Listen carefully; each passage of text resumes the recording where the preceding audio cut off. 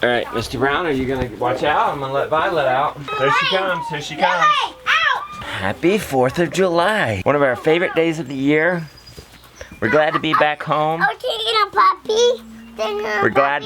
Yeah, we're gonna take the puppy. I want to go to Bear Wallaby, can we? Yes, we're gonna go to Bear Waller Beast. It looks like it's gonna be a nice, cow. beautiful day. We're gonna go watch the fireworks. Yeah. From Bear Waller Mountain. Yeah. One of our favorite things to do. We love the 4th of July. Love being home for it. We're gonna go to the mountain.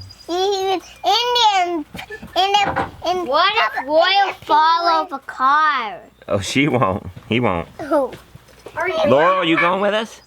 You going with us? Yeah. Want to take her? Yeah, we'll take her. All right, kids, we need a pack for our trip up the mountain. Everybody put everything.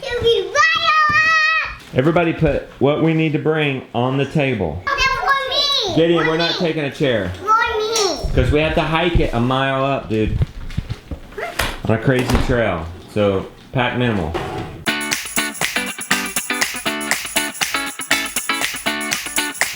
Believe it or not, that's packing light. We forgot something. One very special thing. What? Jonah, can you go to the bus and get it? What is it? You don't know? No.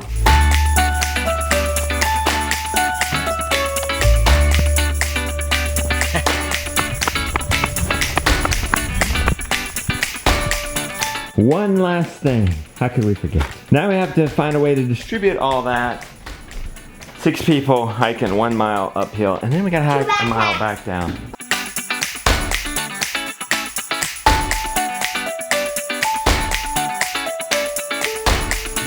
I'd say we're doing pretty good. We got it into, look, I only got 2 lenses here. Super light, backpack, so 3 backpacks. Our ergo, we're gonna carry our coats around our waist. It's that time. Why do we lock the door? Ain't nobody coming, uh-oh. And the keys are in it, shoot. You guys have locked us out of the car. The word on the street is Mom has extra keys, I don't know. There they sit. She doesn't have any extra keys. Promise? We ain't going if there's no keys. Oh, okay. You bringing Laurel? Oh, nice. Okay. Get everything out into the car.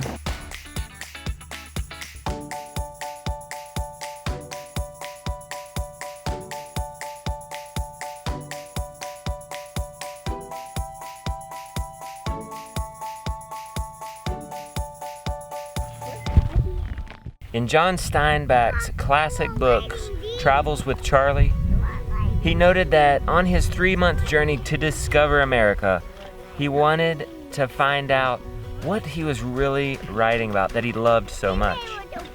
One thing that he noticed and talked about in the book, that in everyone's eyes that he met that saw him traveling, he felt that he could see a glare in their eyes, a desire to go and do the same thing.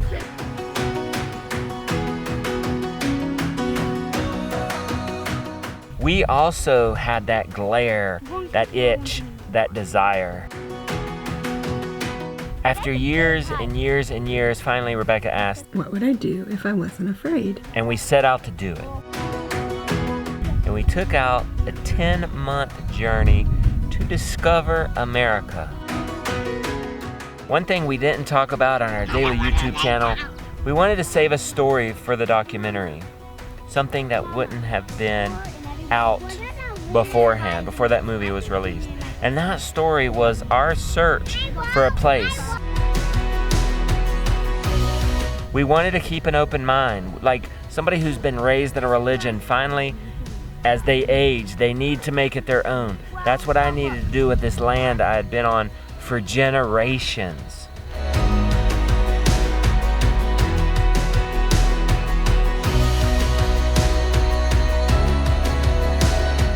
We kept such an open mind. Actually, it could have been too open. I mean, we sold the animals of our farm or gave them away, gave away infrastructure, everything, with the total mentality that this may not be where we end up.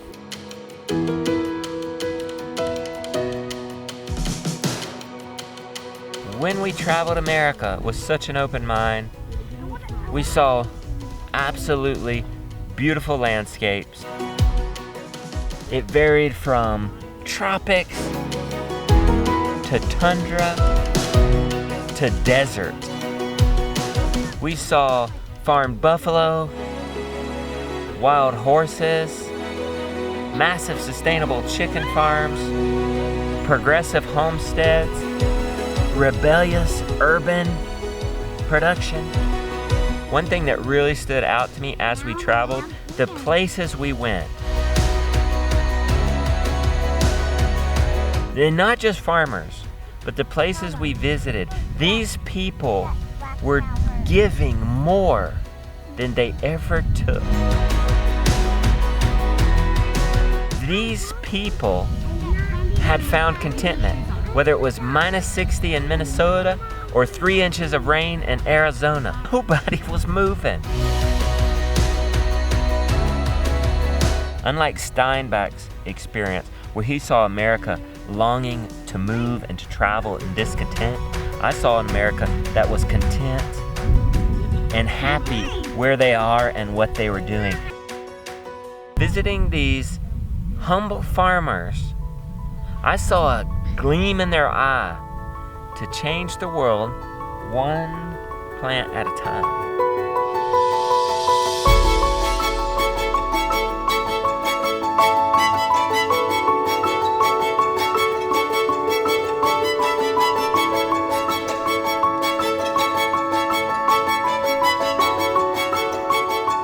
They had this sense of satisfaction and purpose, focus. Very few people envied what we were doing, traveling.